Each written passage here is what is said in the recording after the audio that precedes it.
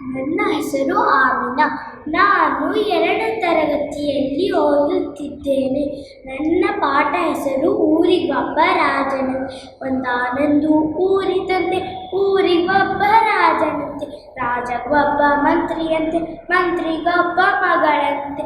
ಮಗಳಿಗೊಂದು ಗೊಂಬೆಯಂತೆ, ಗೊಂಬೆಗೊಂದು ಅಂಗಿಯಂತೆ. ಅಂಗಿಗೊಂದು ಗುಂಡಿಯಂತೆ, ಗುಂಡಿಗಿದ್ದು ಹೋಯಿತಂತೆ. ದರ್ಜಿಯನ್ನು ಕರೆದನಂತೆ, ದರ್ಜಿ ಬಂದು ನೋಡಿದನಂತೆ. ಗುಂಡಿ ಬಲು ಹಳೆಯದಂತೆ, ಬೇರೆ ಗುಂಡಿ ತಂದಳಂತೆ. ಅಂಗಿಗಿಟ್ಟು ಹೊಲಿದನಂತೆ, ಅಂಗಿ ಸರಿ ಆಯಿತಂತೆ. ಮಂತ್ರಿ ಮಗಳ ಆಸೆಯಂತೆ ಗೊಂಬೆಗಂಗಿ ಹಾಕಿದನಂತೆ.